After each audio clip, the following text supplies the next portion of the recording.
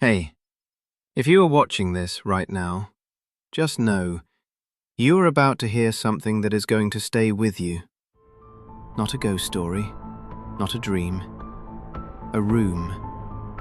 Yeah, you heard me right, a room. Not just any room though, a room that swallowed 7 people across 60 years and never gave a single one back. Room 114. The room that does not exist on any blueprint. The room that is not wired to any electrical grid. The room that is warm, even when nothing should be alive inside it. And tonight, Calloway Dresh is going back in. Are you ready? There are moments in life when the ground stops being the ground. When the thing you are standing on, the solid, dependable, rational thing, reveals itself as something else entirely. Something painted to look solid. Something that was always going to give way the moment you put your full weight on it. Standing in the Carrow Falls County Archive, holding a 1987 hotel register in hands that had suddenly forgotten how to be steady, I felt the ground go. My name. My exact name. Not a common name, not a John or a Michael that you could brush off as coincidence. Calloway Dresh. In handwriting that was careful and deliberate, like someone who knew they were writing something important. The archivist, a small woman named Mrs. Pelton, reading glasses on a chain around her neck, had drifted back to her desk without noticing my face, without noticing that the room had changed temperature around me, or that the fluorescent light overhead was suddenly too bright and too close. I photographed every page. Then I walked outside and sat on the archive's front steps and breathed the late afternoon air, cool now, carrying the smell of rain somewhere east of us, until the world became rectangular again. My phone buzzed. Unknown number. I answered. Silence. Then, did you find the register? Not Aurelio's voice. A woman's. Who is this? I said. Someone who has been watching you since you walked into the Aldermere this morning. You move well, Mr. Dresh. But you stop too long at things that surprise you. That will get you killed. Celestine bore, I said. A pause, shorter than Aurelio's pauses, more controlled. Corner of Veldren and ash. Blue door. Come alone. Come now. She hung up. I stared at my phone. Veldren Street. The street I grew up on. The blue door was on a building I'd walked past 1,000 times as a kid, without once registering it. A narrow 2-story structure, wedged between a laundromat and a closed-down pharmacy, its facade the color of a deep-water sea on a clear day. The door had no handle on the outside. I knocked. 30 seconds of silence. Then I heard bolts, 3 of them, sliding back one after another with heavy, deliberate sounds. The door opened inward. Celestine Bohr was not what I expected. She was perhaps 50, with a small, compact frame that suggested someone who had once been very athletic and had kept just enough of it to matter. Her hair was dark, cut short and severe, with threads of silver at the temples.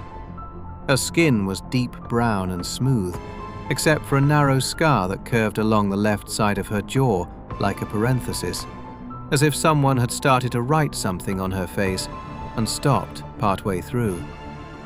She was wearing dark trousers, a loose grey shirt, and no shoes.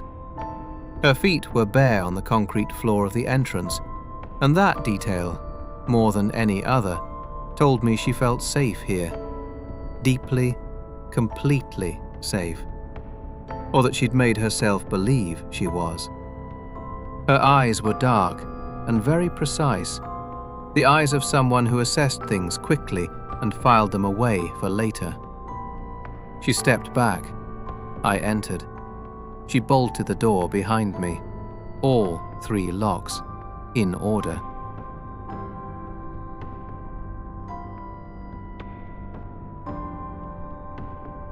The inside of the building was a single large room on the ground floor, the kind of space that had once been a shop or workshop. The windows were covered with thick fabric, not curtains, just flat-pinned cloth, blocking all outside light. The illumination came from a row of LED strips along the ceiling, cool and white and shadowless. The walls were covered in paper. Not random paper, not the mad scrawl of someone who had come apart. This was organized, methodical.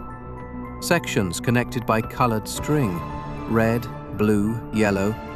Photographs, photocopies of documents, printed satellite images, a hand-drawn floor plan of a building I recognized immediately, the Aldermere Hotel.